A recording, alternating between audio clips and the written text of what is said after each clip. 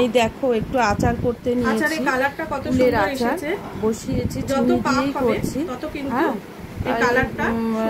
মশলা টসলা করে ভাজা মশলা করে এটাকে বসিয়েছি, নেড়ে নেড়ে ঝুঁকিয়ে এসছে। তাই তোমাদেরকে একটু দেখালাম যে আজকে একটুখানি কুলের আচার করলাম, আমার তো চ্যানেলে দিতে হয়, তাই আচারটাই দেখিয়েছি। আর এই রান্নাটা করছি, দেখো এইভাবে কুলের আচারটা কত সুন্দর, জানি না তোমাদের কেমন লাগছে, খেতে কিন্তু খুব ভালো হয়েছে জানো তো।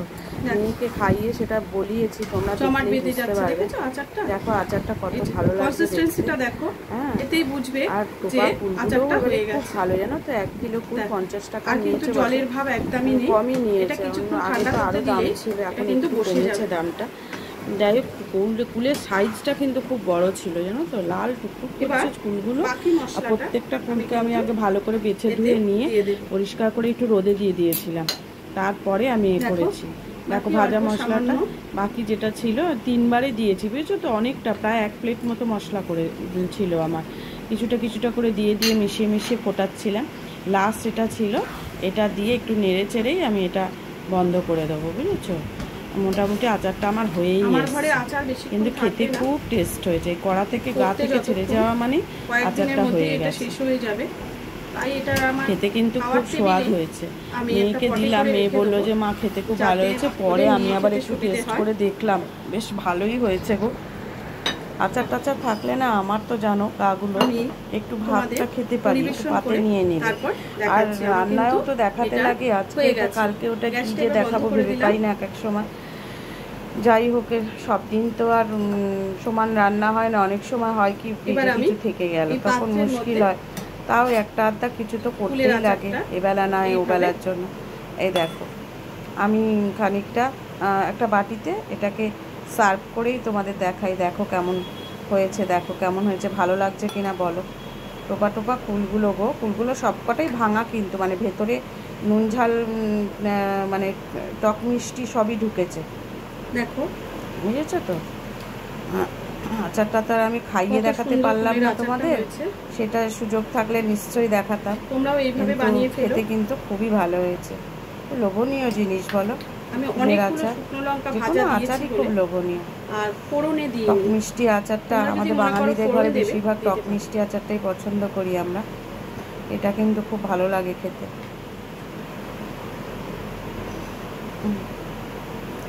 দেখো কেমন লাগছে দেখতে, ভালো লাগছে না বলো? আমার তো, আমাদের তো খেয়ে খুবই ভালো লেগেছে। মানে এই আচারটা করে রাখলাম, এবার সবাই পাতে নিয়ে নিয়ে খেতে পারবে ভাতের সাথে, এই জন্যই করে রাখলাম। আর দেখো এবার মেয়েকে একবার বলছি, মেয়ে খেয়ে বলুক কেমন হয়েছে, তোমরা দেখতে থাকো। কেমন, মেয়েকে জিজ্ঞাসা করি আচারটা কেমন হয়েছে দেখার জন্য আমার মেয়েকে ডাকলাম টেস্ট করতে। খেয়ে বলতো কেমন হয়েছে, টেস্ট করে দেখো কেমন হয়েছে। দেখো ভালো লাগছে, ভালো লাগছে, বেশ দোকানের মতো সুন্দর হয়েছে নাকি হয়নি? যেটা হয়েছে সেটা বলো। হেভি হয়েছে, গরম তো তাই লাগছে, ছ্যাঁকা লাগছে, কিন্তু হেভি হয়েছে, টেস্টটা খুব ভালো হয়েছে, তাই তো? তাহলে তোমরাও এইভাবে বানিয়ে ফেলো কুলের আচার। শীত তো চলে গেল, এইবার লাস্ট টাইম কুল কিনে কুলের আচারটা তৈরি করে ফেলো, আর বাড়ির সবাইকে পরিবেশন করো, নিজেরাও। দেখো আজকে তো আমি বললাম না, মাটন এনেছিল দাদা, মাটনের ঝোল দিয়ে ভাত খাচ্ছি, তার আগে একটু তরকারি দিয়ে খেয়ে নিয়েছি। সবটা তো দেখানো যায় না, ওই জন্য আমি দেখাতে পারলাম না। তরকারি ছিল, তোমাদের তো বললাম শুধু মাটনটাই করেছি, মাটনের ঝোল দিয়ে ভাতটা খেয়ে নিলাম, সেটাই তোমাদের সঙ্গে একটু শেয়ার করলাম যে খেতে বসেছি। আর ওদের সবার খাওয়া হয়ে গেছে, আমি আর দাদাই খাচ্ছিলাম, আমার পাশে দাদা বসে খাচ্ছিল। এখন কি আর করা যাবে, একসঙ্গে বসে খেলেও ভিডিও চললে না কথা বলা যায় না। যাই হোক, রান্নাটা কিন্তু খুব ভালো হয়েছিল সেদিনে। মাংসটা একটাই ঝোল ভাত করেছিলাম, আর আগের দিনে ট্যাংরা মাছ ছিল, তারপরে তোমাদের ফুলকপি আলুর দম ছিল, ডাল ছিল, হ্যাঁ, ও আর একটা বললাম না, আমি ফুলকপি আলু ভাজা করেছিলাম, সেটাও নিয়েছিলাম। হ্যাঁ, সব দিয়ে মোটামুটি সবাই মিলে খাওয়া হয়ে গেছে, ভালোই খেয়েছি। কিছু না কিছু থেকেই যায়, সব একসঙ্গে খাওয়া হয় না গো, বললে কি হবে, যতই আমি বলি সব খাওয়া একসঙ্গে হয় না। যাই হোক, আমি যতটুকু পারলাম যা কিছু রান্না করেছিলাম তোমাদের বললাম, আর বাকিটা এইভাবে শেয়ার করে দিলাম।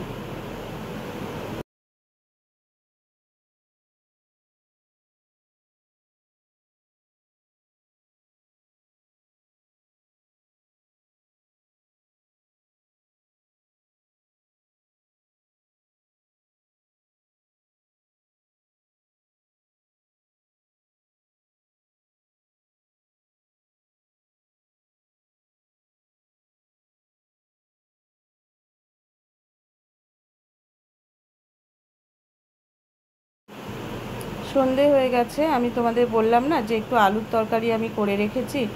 আলুর তরকারি, আলুগুলোকে দেখো সেদ্ধ আলু, সেদ্ধ একেবারে করে নিয়েছি। সেদ্ধ করে নিয়ে আলুগুলোকে ছুরি দিয়ে ছোট ছোট ছোট ছোট করে একদম কেটে ফেলেছি। কেটে ফেলে এবার কড়াতে একটুখানি সাদা তেল দিয়েছি। সাদা তেলের দিয়ে তেলটা গরম হতে ওতে একটু হিং দিয়েছি। তেলেতে হিং ফোড়ন দিয়ে আলু চচ্চড়ি করলে না আলুর তরকারিটা খেতে খুব ভালো হয়। একটু হিং দিয়ে তার মধ্যে একটু 5 ফোড়ন দিয়েছি। 5 ফোড়ন দিয়ে একটু ওটাকে নাড়াচাড়া করে তারপরে আলুগুলোকে ওর মধ্যে দিয়ে দিয়েছি।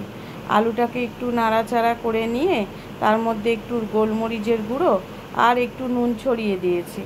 দিয়ে একটু নাড়িয়ে নিয়ে ব্যাস হয়ে গেল তরকারি। সেদ্ধ আলু থাকলে কি আর আমি জলটা দিই না, আর যদি এমনি আলু হয় তাহলে আবার জল দিয়ে বসাতে হয়, ওই জন্য সেদ্ধ। দেখো সন্ধেবেলায় একটু তরকারি করেছি, তোমাদের তো দেখিয়েই দিচ্ছি কি আলুর তরকারিটা করেছি। কালকে ছেলে সকালবেলা রুটি দিয়ে খেয়ে যাবে, কালকে ওর ইংলিশ ল্যাঙ্গুয়েজ পরীক্ষা আছে। আর মানে রুটিটা সরস্বতী করলো, করে দিয়ে ও বাড়ি চলে গেছে। এখন ছেলে মেয়ের কাছে একটু পড়ছে বসে, ও কমপ্লিট করাচ্ছে, যার জন্য আমি ভিডিওটা শেষ করে নিচ্ছি। আর কি বলবো, আমার আজকে একটু কুলের আচার করেছি, তোমাদের সঙ্গে শেয়ার করেছি কিছুটা, সবটা তো দেখানো যায় না। আর এই আজকে কাজকর্ম কিছুই দেখাতে পারিনি। সকাল থেকে পড়া করে তো মাথা খারাপ হচ্ছে, যতক্ষণ না পরীক্ষা শেষ হচ্ছে ততক্ষণ কিছু সেইভাবে ভিডিও দেওয়া যাচ্ছে না। মানে পড়লে না, ভিডিও করলে ওইদিকে তাকিয়ে থাকবে না, মনটা চঞ্চল হয়ে যাবে, ওই জন্য আমি করছি না। তা যাই হোক, যতটা পারলাম একটুখানি দেওয়ার চেষ্টা করলাম, তাও একদিন অন্তর দিচ্ছি, কি করব, বাচ্চা তো ওর সামনে বেশি ভিডিও করাই যাচ্ছে না, ওই দিকে তাকিয়ে বসে রয়েছে। আসছে তারপরে ওকে একটু সবাইকেই একটু দিতে হচ্ছে করে, কারণ সবার পরীক্ষা চলছে, তো এটা টিফিন করে দেয়া, খাবার দেয়া। হয়তো ঘরের কাজ করতে পারি না আমি ঠিক কথা, তাও কালকে কিন্তু সরস্বতী আসেনি, সব কাজ আমি নিজে হাতে করেছি, আস্তে আস্তে করেছি, খুব আস্তে আস্তে করেছি, যা হোক করে করেছি। যাই হোক, তুমি চালিয়ে নিয়েছি। যাই হোক, এই ছোট ছোট ভিডিওগুলো দেখো, আমার পাশে থেকো। তোমরা কেউই দেখো না আমি জানি, 2 জন 3 জন 4 জন দেখো। যাই হোক, দেখলে আমার খুব ভালো লাগবে, আমার সঙ্গে থেকো, কেমন? আর কি বলবো, আবার কালকে অন্য কোনো ভিডিওর সঙ্গে চলে আসবো। শুভরাত্রি।